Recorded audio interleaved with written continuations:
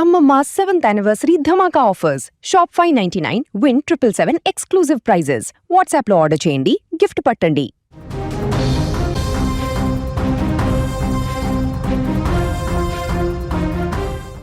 ప్రకృతి కన్నెర చేస్తే ప్రాణాలు గాలిలో కలిసిపోతాయని చెప్పడానికి ఈ ఘటనే ఒక నిదర్శనం.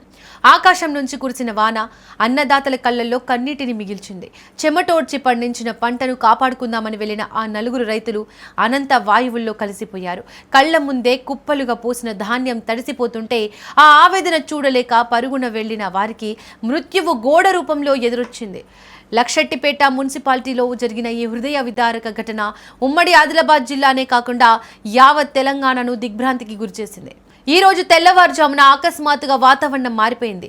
భారీ ఈదురుగాలులతో కూడిన వర్షం విరుచుకుపడింది. అప్పటికే కొనుగోలు కేంద్రాల వద్ద స్థానిక ఫంక్షన్ హాల్ ఆవరణలో రైతులు తమ ధాన్యాన్ని ఆరపోసి ఉన్నారు. వర్షం ధాటికి ధాన్యం కొట్టుకుపోతుందేమోనన్న ఆందోళనతో నెల్కి లచ్చన్న, గుండారపు వెంకటేష్, తనుగుల అభిరామ్, తనుగుల నాగరాజు అనే రైతులు హుటాహుటిన అక్కడికి చేరుకున్నారు. ఆ సమయంలో గాలి వేగం ధాటికి సమీపంలోని ఫంక్షన్ హాల్ గోడ ఒక్కసారిగా కుప్పకూలింది.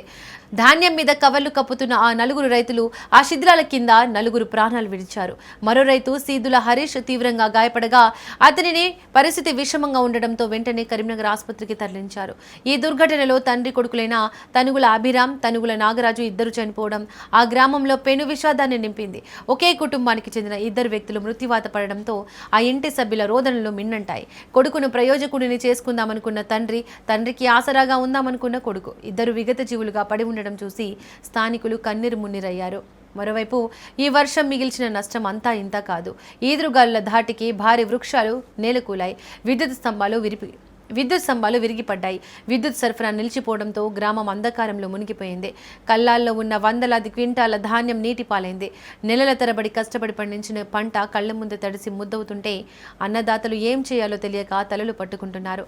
ప్రభుత్వం వెంటనే స్పందించి బాధితులను ఆదుకోవాలని, ప్రాణాలు కోల్పోయిన రైతు కుటుంబాలకు భారీ ఎక్స్గ్రేషియా ప్రకటించాలని స్థానికులు డిమాండ్ చేస్తున్నారు.